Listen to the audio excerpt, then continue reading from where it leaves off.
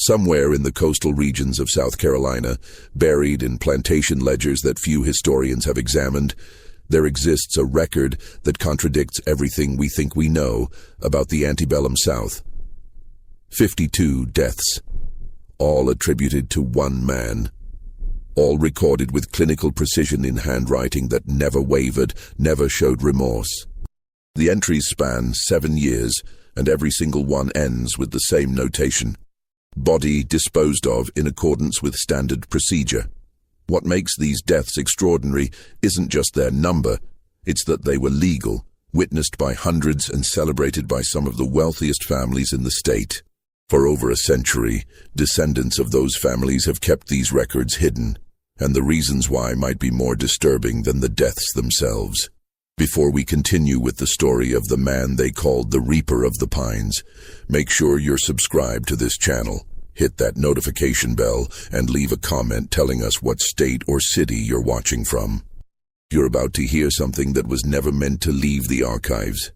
The truth about what happened in those makeshift fighting pits didn't stay buried by accident. It was carefully orchestrated, deliberately obscured, and when necessary, violently suppressed. The year was 1847, and Charleston was experiencing what its newspapers called unprecedented prosperity. Cotton prices had reached heights that made plantation owners feel invincible, and with that, wealth came appetites that polite society pretended not to notice. The city's elite gathered in parlors decorated with French wallpaper and English furniture, sipping imported brandy while discussing their latest acquisitions: land, slaves, and, increasingly, entertainment that couldn't be mentioned in mixed company. 20 miles inland, where the Ashley River curved through endless fields of cotton, stood the Hartwell Plantation. 3,000 acres worked by nearly 200 enslaved people. It represented the pinnacle of what the planter class called civilization. The main house, a Greek revival structure with columns that gleamed white in the Carolina sun, overlooked grounds manicured to resemble an English estate. Visitors often commented on the beauty, the order, the apparent tranquility. They never saw what happened in the pines beyond the tobacco barns. Marcus Hartwell had inherited the plantation from his father at age 28, and with it came debts that threatened everything his family had built over 3 generations. The old man had been a poor businessman, generous with credit, weak with discipline. Marcus was neither of those things.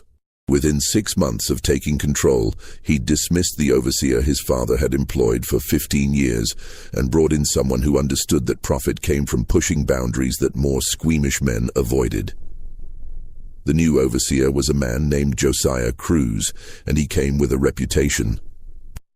He'd worked plantations in Mississippi where production numbers consistently exceeded all projections, where slave mortality rates were high, but so were profits. He had cold gray eyes and a way of looking at people, all people regardless of color, that made it clear he saw them as mechanisms to be optimized or discarded. It was Cruz who first suggested the fights. He'd presented it to Hartwell one evening in August, after the books had been reviewed and the numbers weren't improving fast enough. They were in the plantation office, a room that smelled of leather and tobacco, when Cruz laid out his proposal with the matter-of-fact tone of someone discussing crop rotation. "There's money in entertainment," Cruz said, pouring himself whiskey without asking. "The rice planters near Savannah have been doing it for years. Private affairs, gentlemen's sport, they call it. $50 a seat, sometimes more. And it solves another problem." Hartwell had looked up from his ledgers. What problem? The troublesome ones. Every plantation's got them. Men too proud, too strong, too likely to cause problems. You work them to death slowly, or you make them useful. Cruz had smiled then, showing teeth yellowed by chewing tobacco. And profitable. The idea wasn't entirely new to the region. Slave fights had been happening in various forms across the South for decades. Informal contests, weekend entertainment, ways for plantation owners to settle disputes or simply pass time. But what Cruz was proposing was different in scale and ambition. He wanted to create something systematic, something that could generate consistent revenue, something that would attract paying spectators from across the state. Hartwell spent 3 days considering the proposal. He consulted his account books, calculated potential revenue, weighed the risks against the rewards. His father's debts amounted to nearly $18,000, accumulated over years of poor crops and poorer management. The plantation produced enough to sustain itself, but not enough to pay down that mountain of obligation. At the current rate, Marcus would spend the next 15 years just breaking even, never building wealth, never achieving the status his family name should command. The fights offered a different path. High risk, certainly, but also high reward. And Marcus Hartwell had not inherited his father's aversion to risk. On August 23, 1847, he gave Cruz permission to proceed. The first fight took place in September, in a clearing 300 yards into the pine forest. They'd built a simple ring, rope strung between posts driven deep into the sandy soil, crude wooden benches arranged in a circle, torches for light. 23 men attended that first night, planters from neighboring estates, merchants from Charleston with appetites for violence they couldn't satisfy in the city's structured society. The fighters were 2 men who'd been marked as discipline problems. One had talked back to an overseer. The other had been caught trying to learn to read. The rules were simple. Fight until one man couldn't continue. No weapons, no mercy. The winner would receive an extra ration of meat each week for a month. The loser would be sold downriver to the sugar plantations in Louisiana, where life expectancy was measured in years, not decades. The fight lasted 11 minutes. When it was over, one man was unconscious, his jaw broken so severely he'd never speak clearly again. The other stood in the center of the ring, his knuckles split and bleeding, his eyes empty of everything except the will to survive. His name was registered in the plantation books as property number 127, but the other slaves called him Solomon. He was 22 years old, stood 6 feet and 3 inches tall, and weighed 190 pounds of muscle, built from 14 years of field work. He'd been born on the Hartwell plantation, son of a woman who died in childbirth 3 years after his birth. He'd grown up knowing nothing but cotton and punishment, his world bounded by the river on one side and the pine forest on the other. Solomon had not been marked as a discipline problem. He'd never caused trouble, never resisted orders, never given the overseers reason to single him out. But he was strong, unusually so, and Cruz had noticed that strength during his first weeks on the plantation. When the decision was made to hold fights, Solomon's name went on a list of potential fighters, men whose physical capabilities made them valuable for this new enterprise. After that first fight, something changed in Solomon's eyes. Those who'd known him before would later say it was like watching a man die while his body kept moving. He didn't celebrate his victory. He didn't eat the extra meat he'd won. He simply returned to the slave quarters and lay on his wooden bunk, staring at the ceiling until dawn. But Marcus Hartwell had seen something else in that ring. He'd seen 23 men place bets totaling over $400. He'd seen their excitement, their bloodlust, their willingness to pay for something they couldn't find anywhere else. He'd seen a solution to his financial problems. The spectators talked about the fight for days afterward. They gathered in Charleston parlors and plantation offices, discussing what they'd witnessed with the excited energy of men who'd discovered something new and forbidden. Word spread through whisper networks. Careful, coded conversations that never used explicit language but conveyed clear meaning. By October, Hartwell was receiving inquiries from men he'd never met. Wealthy planters from Georgia and North Carolina wanting to know if the rumors were true, if there would be more events, if they could purchase seats. Within a month, Cruz had transformed the clearing. The rope ring became a proper fighting pit, dug 2 feet into the ground with wooden walls rising another 3 feet. The depression in the earth served multiple purposes. It gave spectators better sightlines, contained the violence within a defined space, and made it harder for fighters to escape. Proper seating was constructed, arranged in tiers so every spectator had a clear view. A small building went up nearby, part storage, part preparation room, part holding cell for the fighters. The construction took 3 weeks and cost nearly $200 in materials and labor. Hartwell paid it without hesitation. He could see the investment would pay for itself within months, perhaps weeks. The invitations for the second fight went out in mid-October, printed on expensive paper, delivered by trusted slaves. They promised an evening of entertainment unlike any available in Charleston, and requested the discretion of all recipients. The price per seat had increased to $75. Every seat sold out within 4 days. Solomon fought again on October 28th against a man from a neighboring plantation who'd killed an overseer with a shovel. The crowd was larger this time, 37 men, including a state legislator and 2 judges. The presence of such prominent citizens gave the event a veneer of legitimacy, an unspoken endorsement that what was happening here fell within the bounds of acceptable behavior for men of their class. The fight was faster than the first, more brutal. Solomon had learned something in that initial contest, learned how to be efficient with violence, how to identify weakness, and exploit it immediately. The fight lasted 6 minutes and left his opponent broken on the floor of the pit, breathing but unconscious, his ribs fractured in multiple places. The crowd loved it. Bets had totaled over $800, and the winners collected their money with satisfied grins. Several spectators approached Hartwell after the fight, congratulating him on the entertainment, asking when the next event would be scheduled, offering to bring friends who would pay premium prices. By November, Solomon had fought 4 times. By December, 6. Each fight brought more spectators, higher stakes, bigger bets. The pit that had started as an experiment was becoming an institution, a regular fixture in the social calendar of South Carolina's wealthy elite. Hartwell commissioned a proper ledger dedicated solely to recording the events, dates, fighters, outcomes, revenue. He hired a clerk from Charleston, a thin man with neat handwriting and no apparent moral qualms, to maintain the records. The entries were clinical, businesslike, stripping all humanity from what they documented. Each fight became a transaction, a line item in an accounting of violence. The entries from that first year paint a picture that surviving documents can barely convey. Each fight was recorded with surgical precision. December 14th, 1847. Property, Bridder 127 versus property on loan from Middleton Estate. Duration, 8 minutes. Result, visiting property deceased. Cause, trauma to head and chest. Revenue, $2,240. Expenses, $180. Net, $2,060. The word deceased appeared more frequently as the months progressed. Solomon never lost. More disturbing, he never seemed to try to avoid killing his opponents.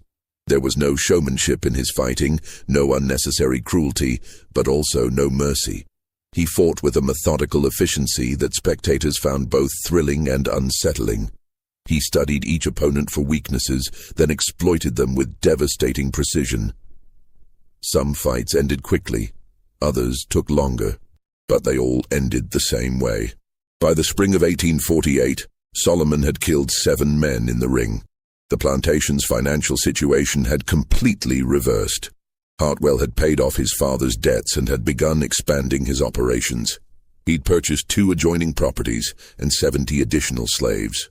The fights were now monthly events, scheduled around the agricultural calendar, advertised through whisper networks that reached as far as Virginia. The transformation of the Hartwell plantation was remarkable to witness.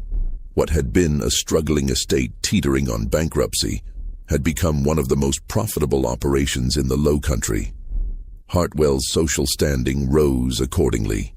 He was invited to dinners he'd never have attended before, included in business ventures with men who'd previously ignored him, treated with the deference accorded to successful men. And all of it was built on blood spilled in a pit in the pines. But something was happening to Solomon that crews noticed before anyone else. The man was changing, and not just emotionally. His body was adapting to the violence in ways that seemed almost impossible. His hands, constantly broken and re-broken, had developed calluses thick as shoe leather. His pain tolerance had increased to the point where blows that should have staggered him barely registered. His reflexes had sharpened to levels that made crews, who'd seen hundreds of fights across multiple states, genuinely uneasy. "He's becoming something else," crews told Hartwell one night after a particularly brutal fight. They were in the plantation office, counting the evening's revenue. The others are afraid of him. Not just the fighters, all of them. They won't look at him. Won't speak to him. Hartwell had laughed, drunk on whiskey and profit. Fear is useful. Keeps them in line. This isn't that kind of fear, Cruz insisted. This is the fear you see before a rebellion. They think he's cursed. Or blessed. They're not sure which, and that makes them dangerous. But Hartwell wouldn't listen. The money was too good, the reputation too valuable. By summer, people were traveling from 3 states away to watch Solomon fight. The pit had been expanded again, the seating increased to accommodate over 100 spectators. The price per seat had risen to $100, and still every event sold out within days of announcements. The social dynamics of the fights had evolved into something complex and revealing. The spectators weren't just coming for violence, they were coming for community, for the shared experience of witnessing something forbidden. Friendships formed in those torchlit clearings. Business deals were negotiated between fights. Political alliances were forged while watching men destroy each other for entertainment. The fights had become a shadow institution, operating in parallel to Charleston's official social structures, but never acknowledged in polite conversation. A man might see his banker, his lawyer, and his minister all seated around the same pit, but none of them would ever mention it at church on Sunday. The ledger entries continued their grim march. 10 deaths, 15, 20. Each one recorded with the same clinical detachment, the same neat handwriting, the same notation. Body disposed of in accordance with standard procedure. No one asked what that procedure was. No one wanted to know where the bodies went or how they disappeared so completely that not even rumors emerged. The spectators came for blood sport, not moral complications. They placed their bets, watched men destroy each other, collected their winnings and returned to their lives, pretending that what they'd witnessed was somehow civilized because it happened by rules they'd all agreed upon. The slaves on the Hartwell plantation knew where the bodies went. There was a ravine 3 miles into the pine forest, deep enough that nothing thrown into it was ever seen again. The bodies went there in the hours before dawn, wrapped in canvas, carried by men who'd been ordered to forget what they'd done by the time the sun rose. Solomon was 23 years old and had killed 20 men with his bare hands when something unexpected happened. He started winning too quickly. The fights that had once lasted anywhere from 5 to 20 minutes were now ending in 3, sometimes 2 minutes. Opponents trained specifically to fight him would enter the pit with strategy and determination and be carried out unconscious or dead before the crowd had finished placing all their bets. The entertainment value was declining. Spectators wanted struggle, wanted drama, wanted to feel their money's worth. Men were paying $100 for 4 minutes of violence. They wanted more. Cruz proposed a solution. Add weapons, not knives or guns, nothing that would make it quick, but improvised tools, things that could be found on any plantation, farming implements, chains, pieces of wood. Anything that would extend the fights, increase the spectacle, give the opponents a theoretical chance. Hartwell agreed. The ledger entry for August 1848 notes the change. New conditions implemented to increase entertainment value and duration of contests. Combatants may be provided with agricultural implements or restraint tools at the discretion of management. Property number 127 to remain unarmed to maintain competitive balance. The announcement of the new rules generated immediate excitement among the regular spectators. The idea of watching Solomon fight armed opponents with just his bare hands added a layer of danger and drama that had been missing. Bets increased. Attendance swelled. The price per seat jumped to $125. Solomon's first fight under the new rules came on a Tuesday night when humidity hung in the air, thick enough to choke on. His opponent was armed with a cotton hook, a tool used for pulling bowls from the plants, about 3 feet long with a wicked curved blade at one end. The man wielding it was experienced, had been trained for weeks specifically for this fight, understood how to use the weapon's reach to his advantage. Solomon had his bare hands. The fight lasted 7 minutes. When it was over, The man with the cotton hook was dead, and Solomon was standing in the center of the pit, holding the weapon he'd taken from his opponent's broken grip. He stared at it for a long moment, his chest heaving, blood running down his arms from cuts where the blade had caught him before he'd closed the distance. Then he dropped the hook in the dirt and walked back to his corner without expression. The crowd loved it. The tension had been excruciating, the violence sustained in ways the quick fights hadn't provided. Here was what they'd been missing: genuine uncertainty, real danger, the possibility that Solomon might actually lose. Bets for the next fight doubled. Over the following months, opponents came armed with increasingly creative implements: hoe handles, chains with locks attached, pieces of fence rail, pitchforks with the tines wrapped in canvas to extend the fight without making death too quick. Each fight became an exercise in brutality, with Solomon forced to close distance against weapons, while his opponents tried to use their advantages before he could reach them. The fights got longer, more violent, more profitable, and Solomon kept winning. By the fall of 1849, he'd been fighting for 2 years. The count stood at 32 confirmed deaths. The ledger recorded them all, along with increasingly impressive revenue numbers. Hartwell had become one of the wealthiest planters in the region. He'd built an addition onto the main house, purchased a property in Charleston for the winter season, and begun entertaining political ambitions. The fights had become legendary. Men traveled from as far as Tennessee and Kentucky to witness them. Some came multiple times, bringing different groups of friends, spreading the reputation further. Hartwell received letters requesting special events, offering premium prices for private showings. The whole enterprise had grown beyond anything he'd initially imagined. But there were cracks forming in the foundation of this empire built on violence. The first appeared in the slave quarters themselves. Solomon's transformation into something barely human had initially generated fear, but that fear was evolving into something more complex. He represented power, brutal and undeniable. Power that existed within a slave's body, even if it was being used for the master's entertainment. And some of the enslaved people on the Hartwell plantation had begun to wonder what would happen if that power was redirected. There was a woman named Dinah who worked in the main house as a cook.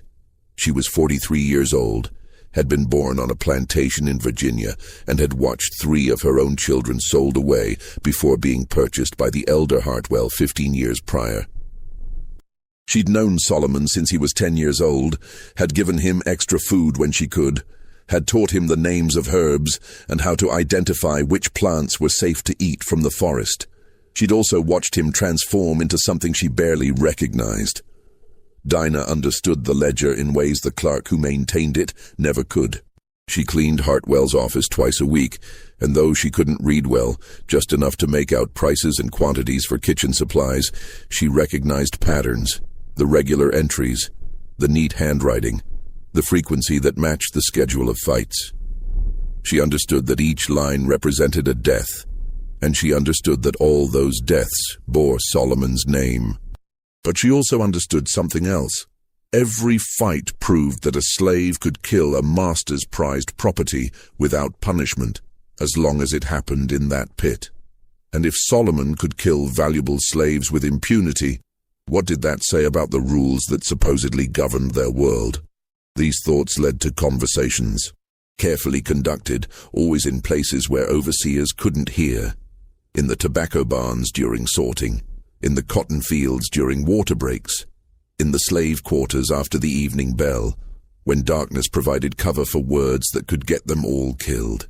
She found others who'd been thinking similar thoughts. A man named Isaac who worked the stables had seen the careful preparation that went into each fight. The feeding, the training, the medical attention given to fighters before they entered the pit. He'd seen how much value the masters placed on these contests. A woman named Ruth who worked laundry had washed Solomon's fighting clothes after every match, had seen the blood that never fully came out, had noted the increasing frequency of those particular garments in her washing pile. Together, they began to piece together the full scope of what was happening in those pines. The money changing hands. The network of wealthy men traveling from across the South, the systematic nature of the violence, and most importantly, the vulnerability it created. "They gather in one place," Isaac said one night, his voice barely above a whisper. "All of them. Their best overseers are watching the pit. The rest of the plantation is practically unguarded. If someone wanted to do something, if people were organized, that would be the time." "That's suicide," another man said.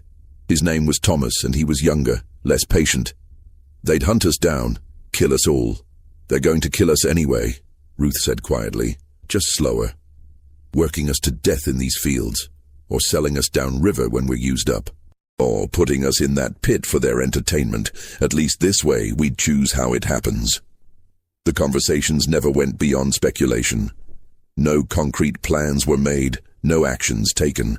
But the fact that such talk was happening at all represented a fundamental shift. The fights had done something Hartwell and Cruz never anticipated.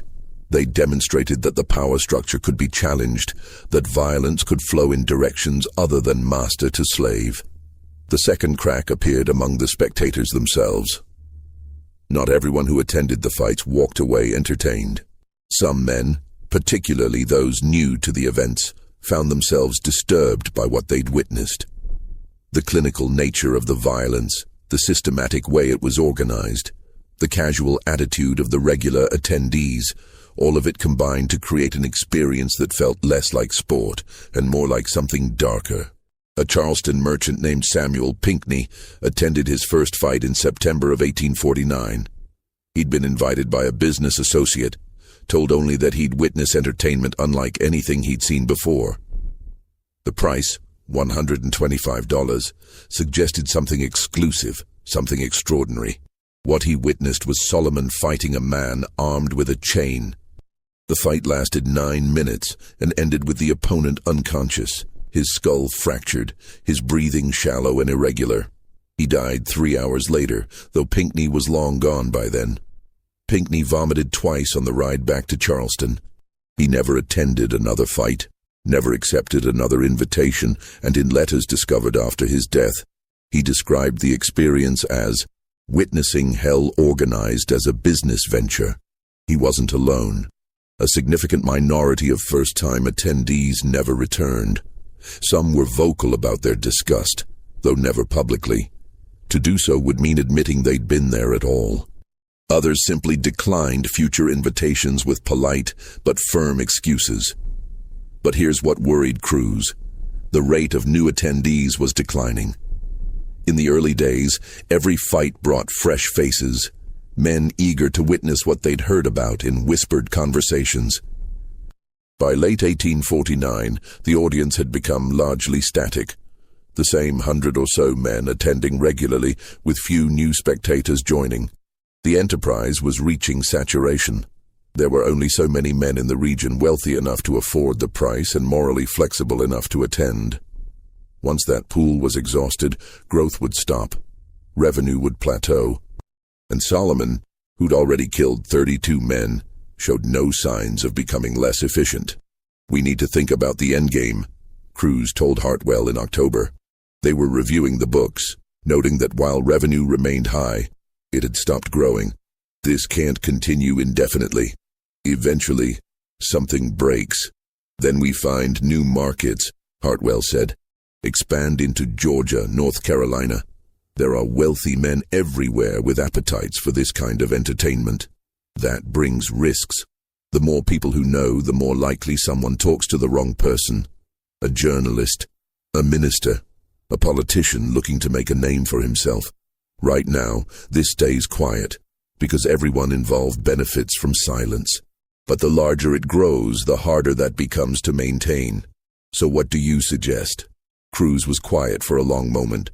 "I suggest we've made enough money. We shut it down before it becomes a problem we can't control." Hartwell's laugh was dismissive. "You want to walk away from $50,000 a year? More? You want to waste what we've built? I want to survive. And I'm not sure we can if this continues." But Cruz's warnings fell on deaf ears. Hartwell was addicted to more than just the money. He was addicted to the status, The secret knowledge that he'd created something unique, the power of hosting events that the wealthiest men in the South would travel hundreds of miles to attend. That addiction would prove catastrophic. The real problem, the one neither Hartwell nor Cruz fully understood, was happening inside Solomon himself. For 2 years, he'd existed in a state of mechanical shutdown, doing what was required without thought or feeling. The fights were just another form of labor, brutal but necessary for survival. He'd stopped being a person and become a function, a machine designed to inflict violence efficiently. But machines don't dream, and Solomon had started dreaming again. The dreams were fragments at first, images of his mother whose face he'd almost forgotten. Memories of childhood, of days before the fights when his existence had contained something other than violence and waiting.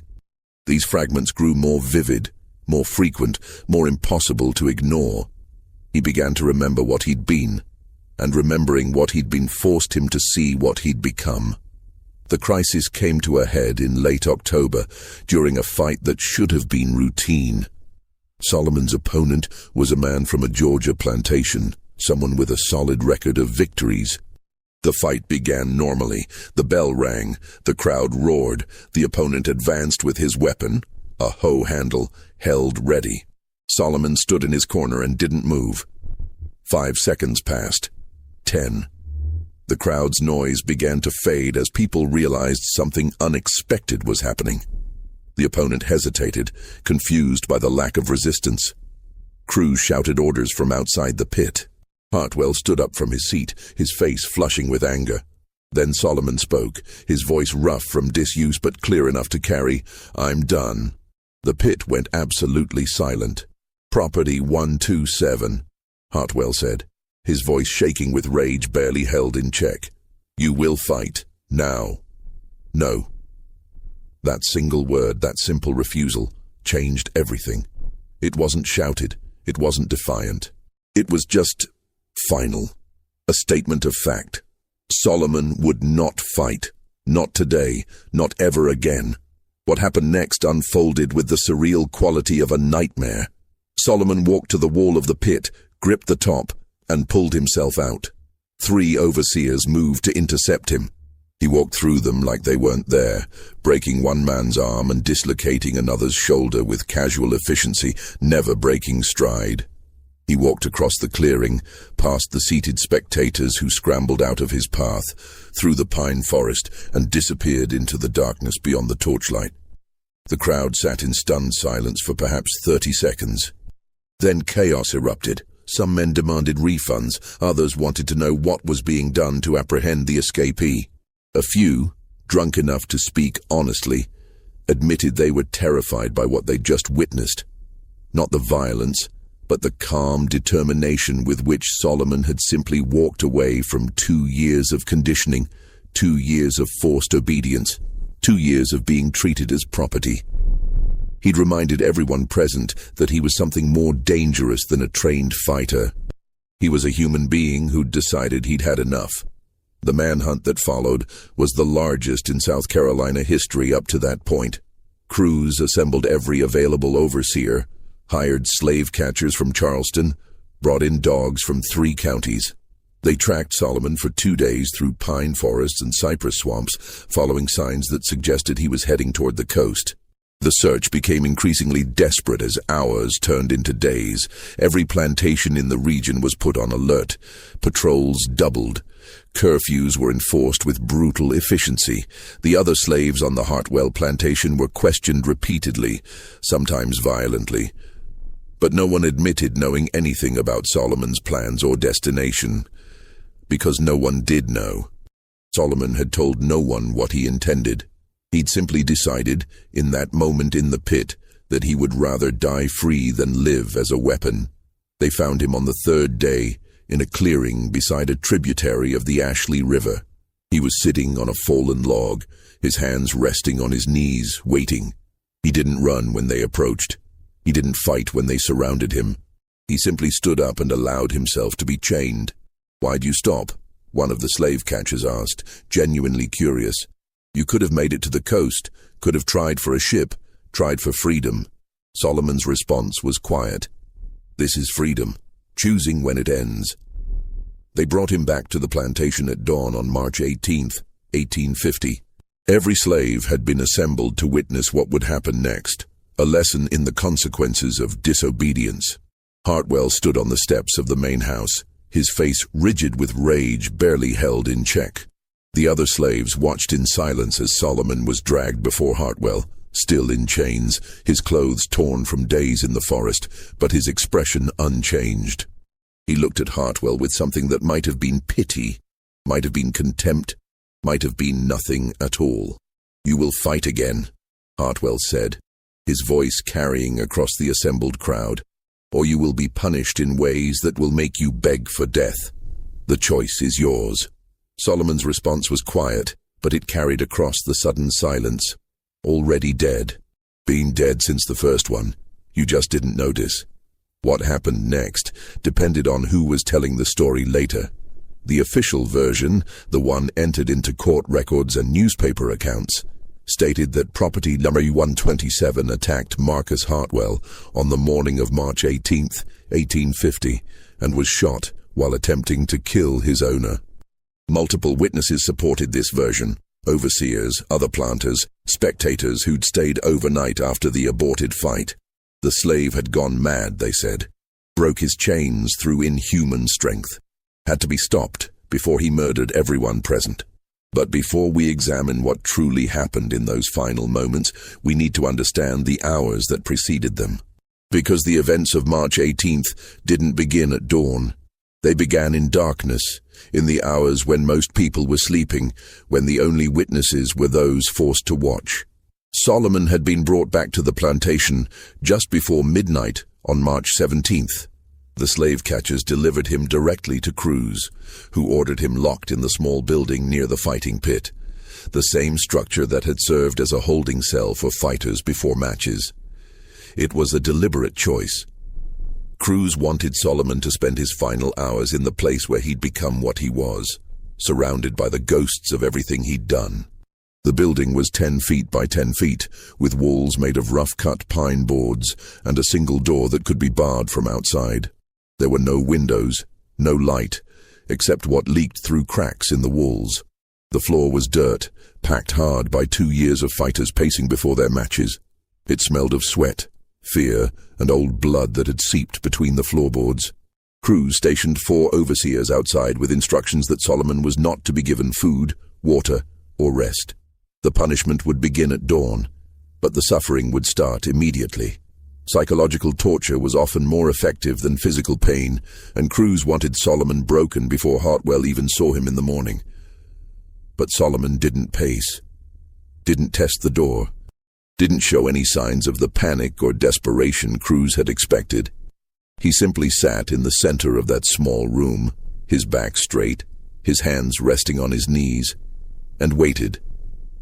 When the overseers looked through the cracks in the walls, checking on him throughout the night, they saw the same position.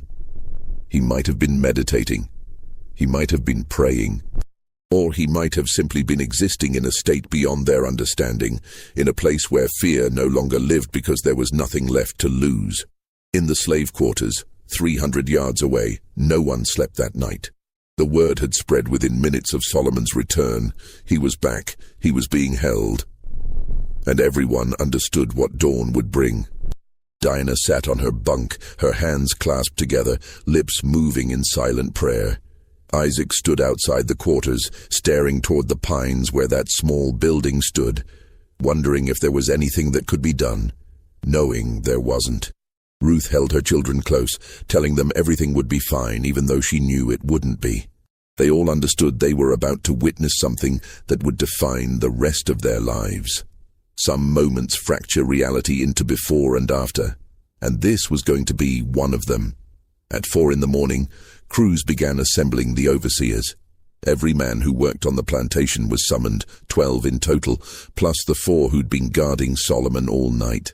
He wanted overwhelming force, wanted no possibility of Solomon escaping again, wanted every slave to see that resistance was futile. At 5, as the first grey light began to filter through the pine trees, Hartwell emerged from the main house. He was dressed impeccably, as if heading to church rather than an execution.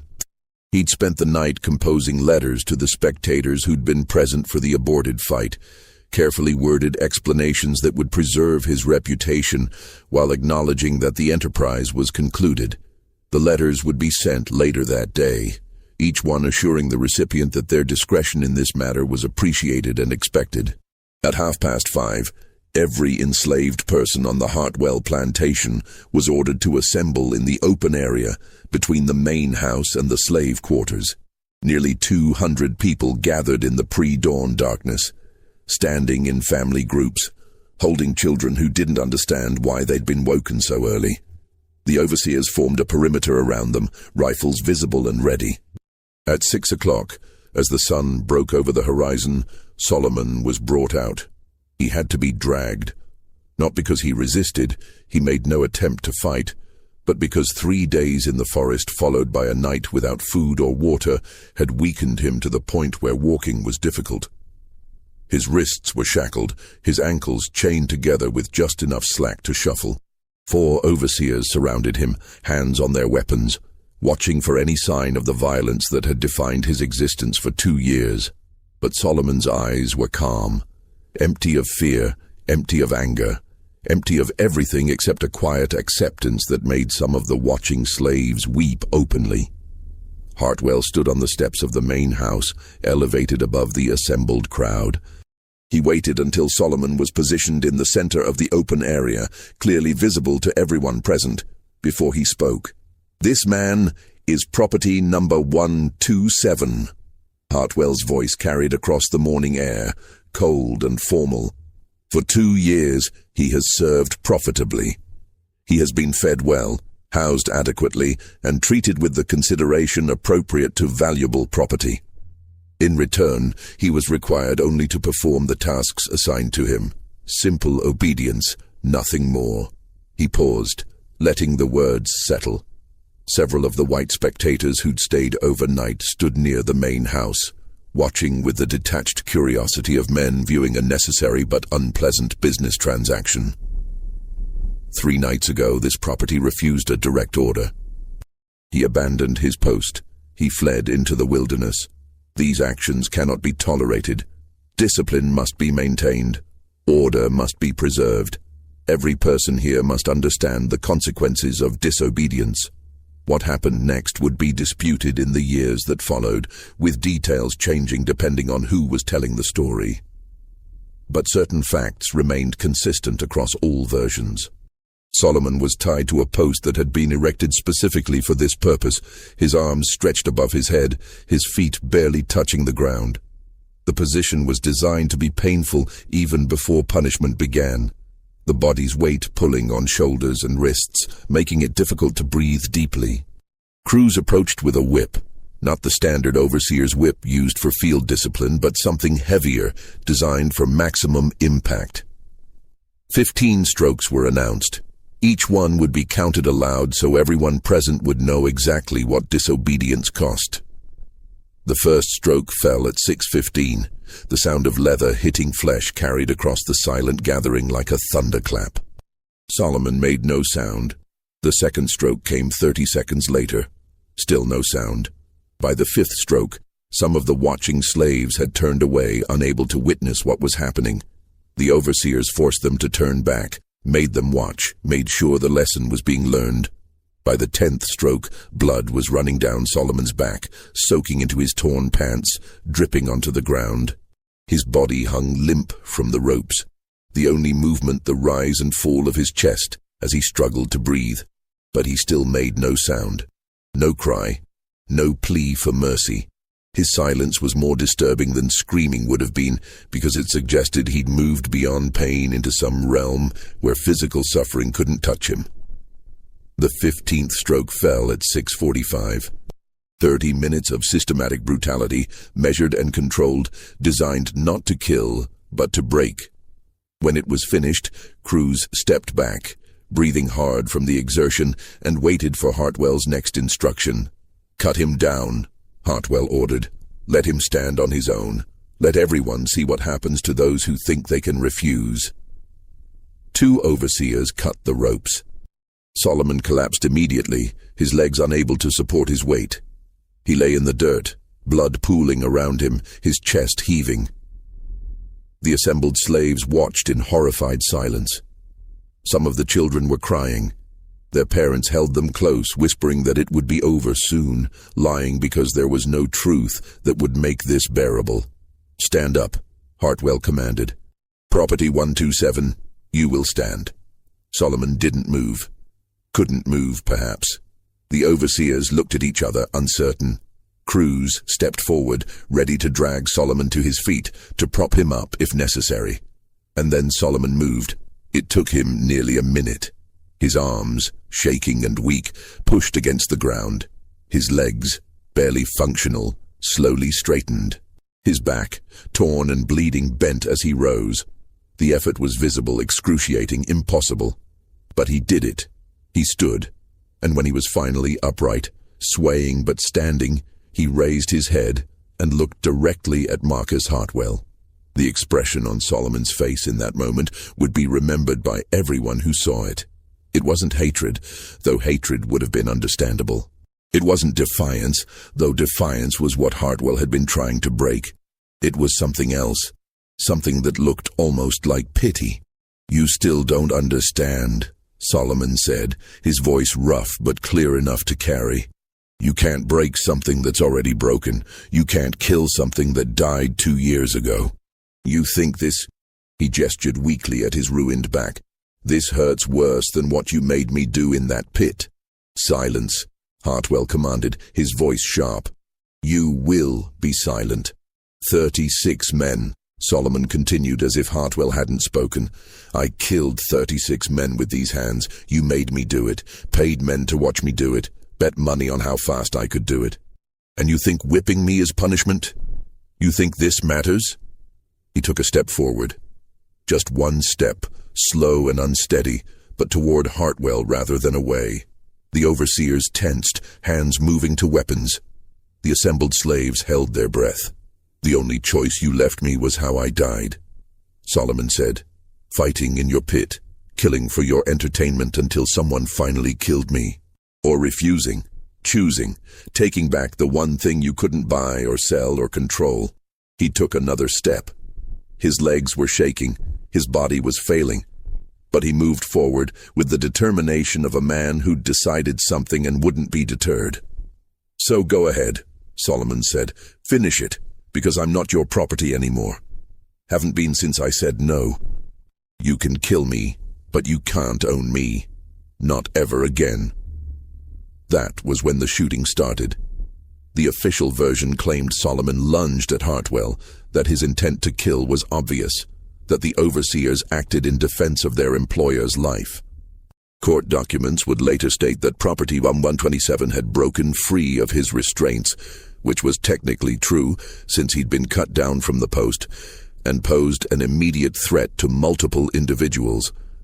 But the people who were there, who watched it happen, told a different story. They said Solomon took 6 steps total. Slow steps, painful steps, each one requiring visible effort.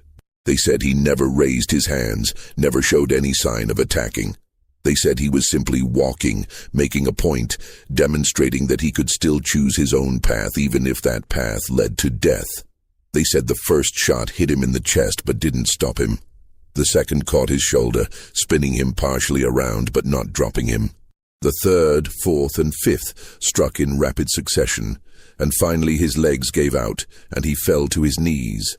But he didn't fall forward.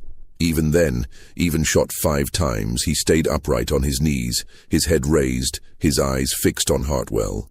The 6th shot came from Hartwell himself, who'd drawn a pistol from inside his coat. It struck Solomon in the chest, directly over his heart. The impact knocked him backward, and he fell into the dirt that was already stained with his blood. The silence that followed lasted perhaps 10 seconds. Then someone screamed, one of the enslaved women, a sound of pure anguish that shattered the frozen moment. Children began crying. Men who'd stood silent through the whipping turned away, unable to watch anymore. Cruz approached Solomon's body carefully, pistol drawn, ready for any sign of continued threat. But there was none.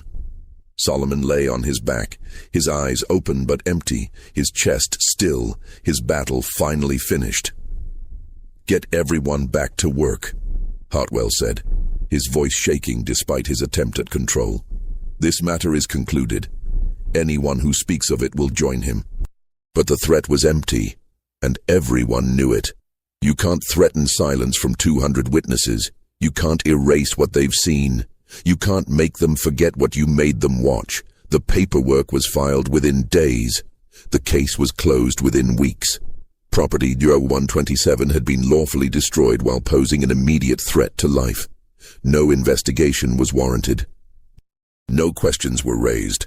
The official record was clean, clinical, final. But the unofficial record, the one that mattered to the people who'd been there, was just beginning. The ledger entry for March 18, 1850, is different from all the others. The handwriting is the same, still neat, still clinical, but the entry is brief. Property, 127, deceased. Burial, immediate. Revenue from evening event, $0. Security expenses, 340. Total fights, 36. Total deaths attributed, 52, including subject. Final notation, enterprise concluded. That final notation, enterprise concluded, represented the end of more than just the fighting pit. It marked the end of Hartwell's expansion, the end of his social climbing, the end of the fortune he'd been building on blood and brutality. The fighting pit was filled in that same day. Crews supervised the work personally, watching as slaves shoveled dirt into the depression, covered the wooden walls, erased the physical evidence of what had happened there. The seating was dismantled by the end of the week. The small building where fighters had been held was torn down and burned. By April, nothing remained in that clearing except disturbed earth and tree stumps. But physical evidence was just one problem. The bigger problem was the witnesses. 200 enslaved people had watched Solomon die. They'd heard his final words. They'd seen his refusal to be broken. And within days, the story had spread to neighboring plantations, carried by slaves who had contact during Sunday gatherings, by workers who were loaned out for projects, by the invisible network of communication that existed beneath the master's awareness. Within a month, the story had reached plantations 50 miles away. Within 3 months, it had crossed state lines. The details changed slightly with each telling. Some versions had Solomon taking 8 steps instead of 6. Others claimed he'd smiled before the final shot. But the core remained consistent. A slave had refused to fight, had chosen death over compliance, and had done so with a dignity that shook everyone who witnessed it. Hartwell felt the change immediately, though he couldn't quite articulate what had shifted. The slaves on his plantation worked as they always had, followed orders, showed no overt signs of rebellion, but something in the atmosphere had transformed. The fear that had kept them compliant before had been replaced by something else. Not quite defiance, not quite hope, but an awareness that they were human beings capable of choice, even when those choices led to terrible consequences. Small acts of resistance increased, nothing dramatic enough to punish severely, but enough to notice. Tools took longer to be found. Tasks took slightly more time to complete. Orders were followed to the letter, but without the efficiency or eagerness that had characterized work before.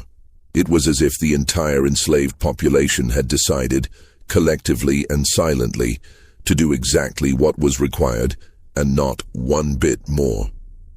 Production numbers dropped by 8% in the first month after Solomon's death, 12% by the second month. Hartwell brought in additional overseers, increased surveillance, implemented harsher discipline policies. The numbers stabilized but never recovered to their previous levels.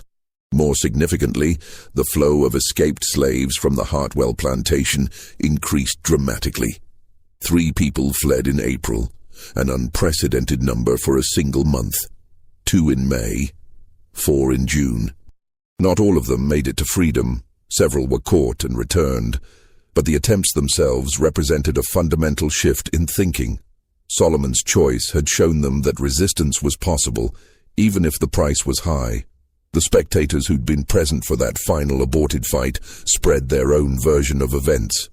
In Charleston parlors and plantation offices, they discussed what they'd witnessed with the nervous energy of men who'd seen something that challenged their worldview. Some insisted Solomon had been insane, that his behavior proved the necessity of strict discipline and control. Others were less certain, troubled by memories they couldn't quite shake. Samuel Pinckney, the merchant who'd attended his first fight in September, wrote a letter to a friend in Boston 3 weeks after Solomon's death.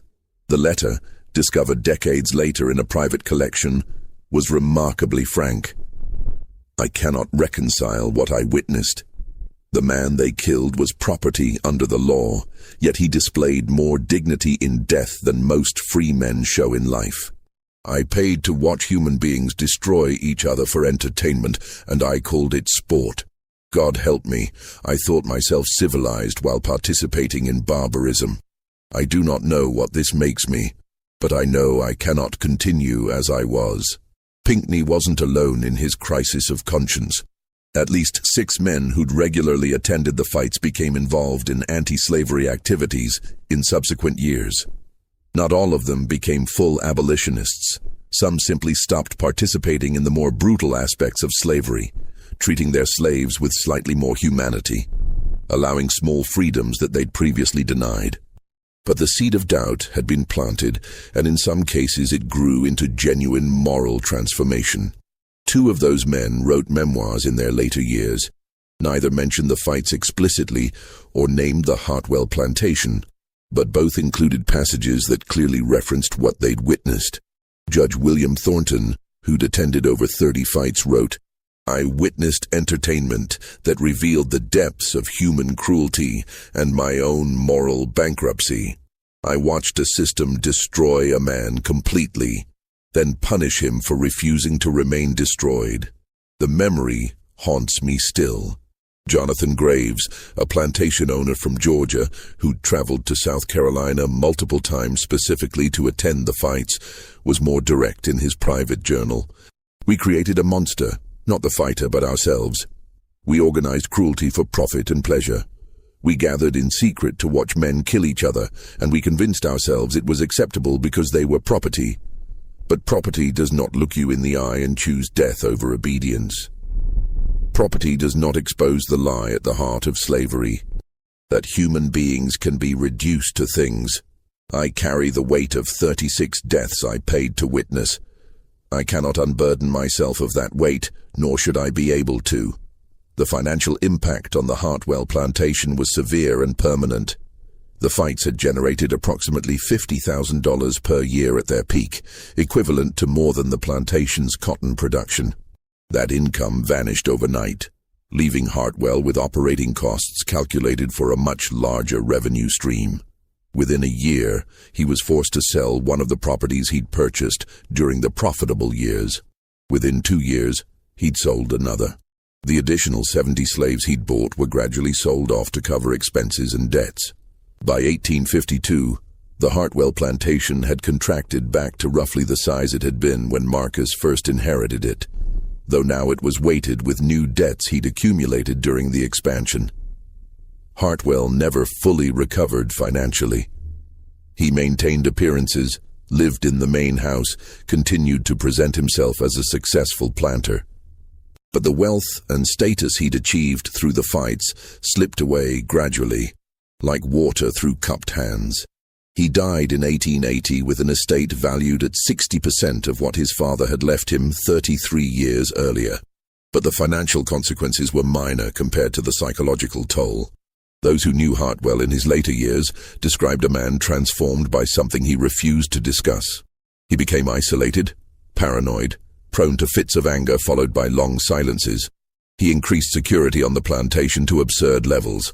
Guards posted at night when there was no threat, weapons stored in every building, constant patrols of the slave quarters. He was afraid. Whether he feared revenge from the enslaved people on his plantation or judgment from some higher power, no one could say. But the fear was visible, undeniable, and it consumed him. His obituary in the Charleston newspapers in 1880 made no mention of the fights or the man who'd made them profitable. It described him as a planter of moderate success, who served his community with dedication, and noted his brief service in the state legislature. The obituary was short, generic, forgettable, exactly what his descendants wanted. The fate of Solomon's body became one of the central mysteries of the story. The official record stated only, "Burial immediate," with no details about location or method.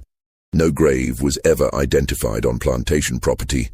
No marker was ever placed. For over a century, the assumption was that Solomon had been buried in the ravine where the other bodies had been disposed of, thrown into that deep cut in the earth where nothing was ever recovered. But the oral histories preserved in the slave community told a different story. According to these accounts, Dinah and several others retrieved Solomon's body that night, after the overseers had left their posts, while Hartwell was locked in his office, drinking himself into unconsciousness. They washed the blood from his skin, wrapped him in clean cloth, and buried him in a location known only to themselves, somewhere in the pine forest, far from the fighting pit, in a place where his spirit could rest without being haunted by what he'd been forced to do. The oral histories said they marked the spot with a cairn of river stones, and that slaves from the Hartwell plantation visited it regularly for years afterward, leaving small offerings, speaking prayers, maintaining a connection to the man who'd shown them that choices existed even in the most constrained circumstances. Whether this story was true couldn't be verified. No cairn was ever officially discovered, though that proves nothing. The pine forests of South Carolina are vast, and a small pile of stones could remain hidden indefinitely. But true or not, the story served an important purpose. It gave Solomon's death meaning beyond what Hartwell intended, transformed him from a cautionary tale about disobedience into a symbol of resistance and dignity. The ledger itself survived through a combination of institutional neglect and family pride. Marcus Hartwell couldn't bring himself to destroy it, despite knowing it was evidence of activities that were becoming less socially acceptable even in the South. The ledger represented his success, his wealth, his brief period of status and power. Destroying it would mean admitting that all of that had been built on something shameful. So he kept it, locked in a trunk with other plantation documents. His son inherited it and kept it for the same reasons. His grandson kept it. Each generation aware of what it represented, none willing to destroy evidence of the family's wealth and status, all hoping it would simply be forgotten in some dusty archive where no one would ever look. But documents don't forget. And in 1973, a graduate student named Patricia Hughes was researching plantation economics at a South Carolina university when she discovered a trunk of Hartwell family papers that had been donated years earlier but never properly catalogued. Most of the documents were routine: crop records, bills of sale, correspondence about mundane business matters. Then she found the ledger. It took her 3 hours of reading before she fully understood what she was looking at. The clinical language, the careful notation of deaths, the revenue calculations, all of it painted a picture of systematic violence organized for profit. But what struck her most forcefully were the margins of the later entries, where someone, presumably Marcus Hartwell, had made notes that revealed growing anxiety, attendance declining, security concerns increasing, property number 127 potential risk. The entries stopped abruptly on March 18, 1850, with that final notation: Enterprise concluded. Hughes published her findings in a historical journal in 1974. The article, titled "Blood Sport and Slavery: Evidence of Organized Fighting Pits in Antebellum, South Carolina," created immediate controversy. Some historians questioned the authenticity of the ledger, though subsequent analysis confirmed it was genuine. Others argued about how representative the Hartwell plantation was. Was this an isolated case, or part of a broader pattern? The debate prompted other researchers to look more carefully at plantation records that had been sitting in archives for decades. They found additional evidence.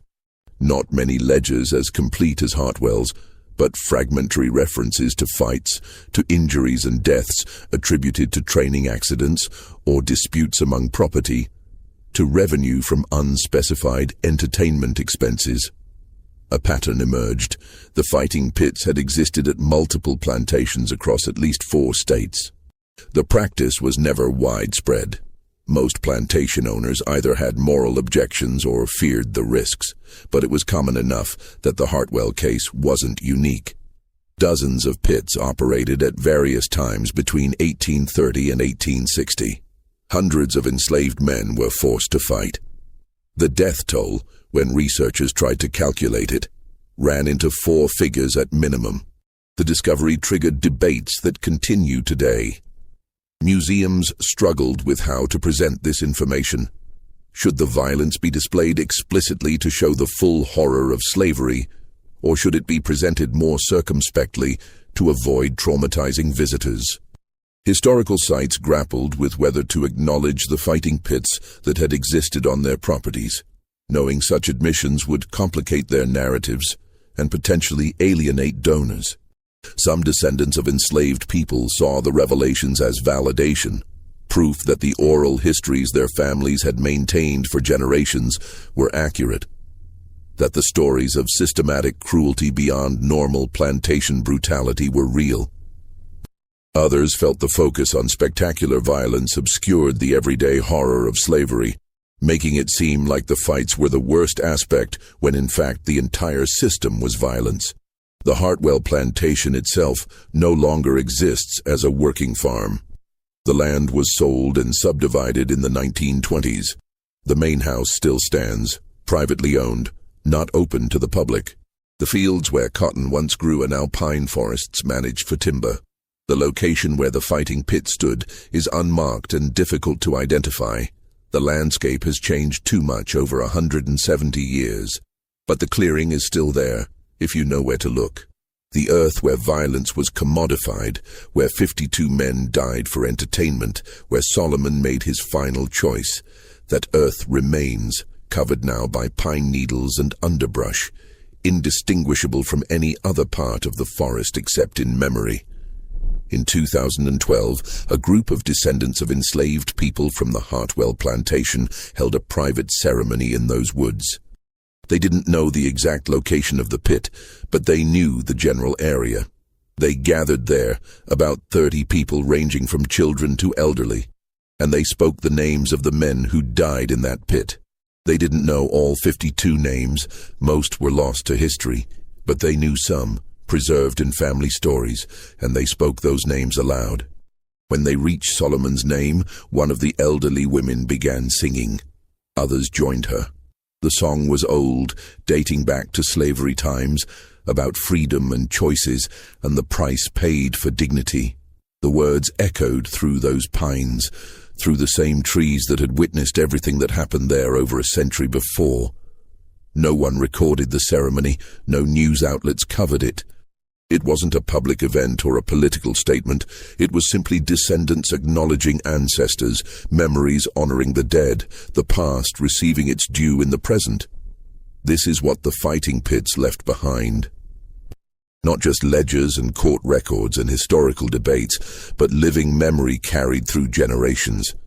Trauma and resistance intertwined. Stories that refused to disappear no matter how many people tried to bury them. Solomon's story endures not because it was unique, but because it was documented. The ledger that recorded his fights, his kills, his final refusal, that record is rare. Most fighting pits left no trace except oral histories that academic historians dismissed for decades because they lacked written corroboration. But the absence of documentation is not absence of truth. The fighting pits existed. The men who died in them were real. The spectators who paid to watch were prominent citizens whose names still appear on buildings and streets across the South.